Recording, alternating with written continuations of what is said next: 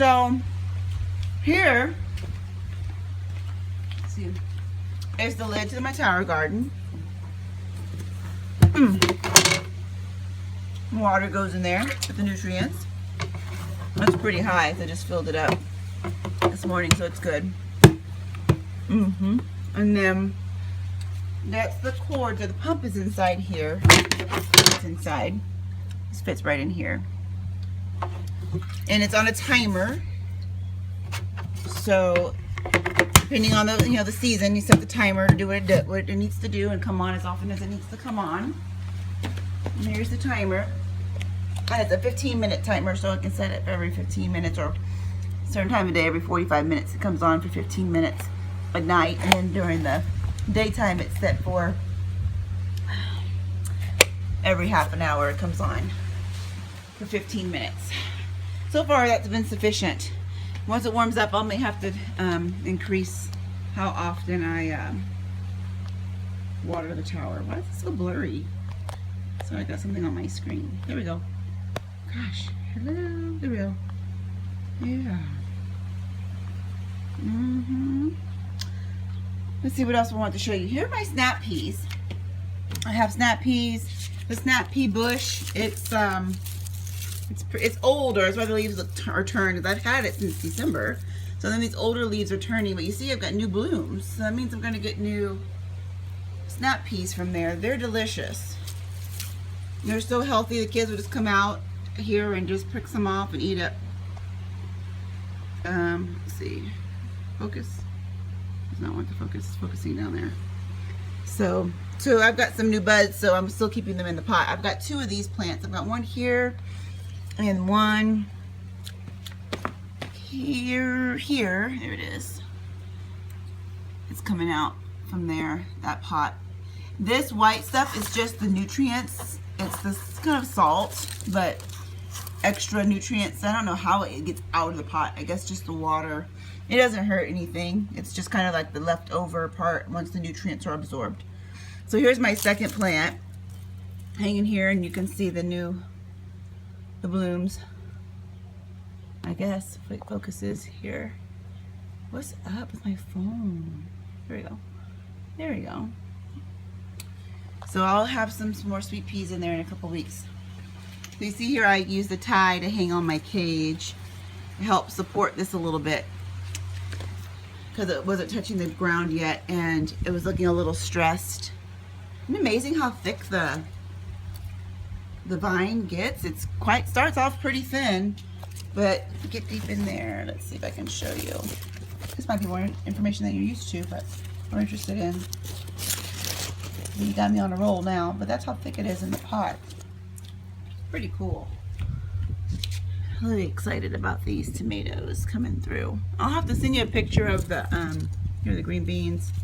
Got some more coming. So here are the blooms. Where is it?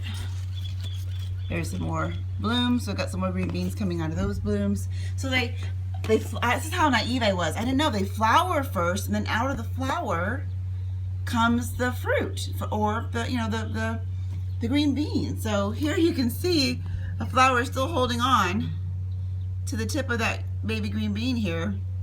You can just come right on off, but it'll blow off when it's ready. So here's the baby ones. Look at that. Let's see what else I want to show you. I wanted to show you oh, here we go. Here's that sweet chili I was talking about. I've got several of them in the fridge. I'm gonna eat them. Here we go. So I've got 2 of these plants, and I thought they were jalapenos. They just kind of stayed dormant during the winter and then started growing like crazy. Look at that. It's just from down here all the way up to here. We're back to that cucumber. So here's the watermelon. You see it? Oh, I just dropped my celery. That's the watermelon plant.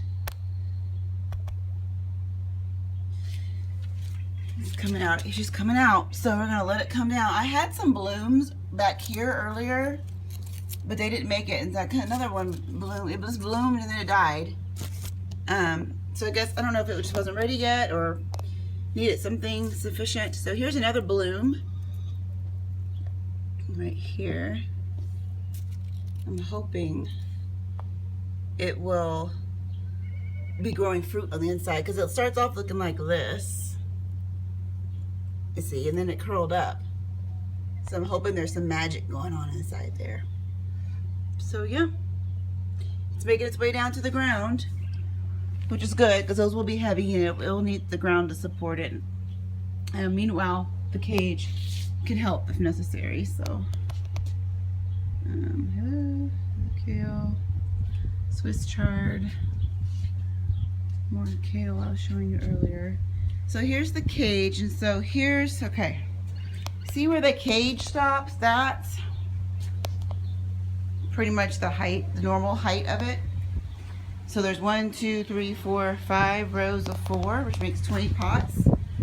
But there's 4 pots in each section. See the sections there of the tower?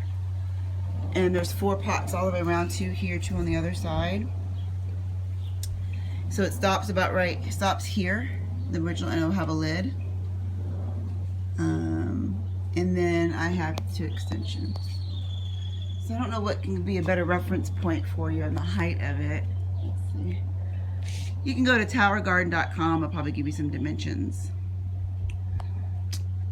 So yeah, let's see, what else is there going to tell you? I don't know. I think that's it.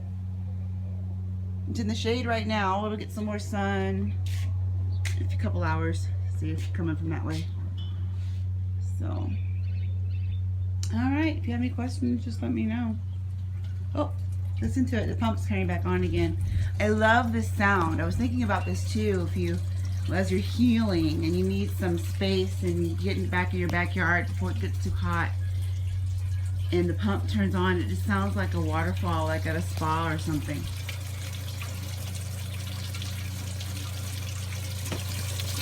So if you can see closely, let's see if I can get it. See the water coming down in there? So there's a rock wool in there. See how it waters the rock wool where the roots come out. And that's how it grows, and that's how it gets its nourishment. It's neat, isn't it? The guy that invented the concept worked for Disney. You know how beautiful their agriculture is, absolutely beautiful there. So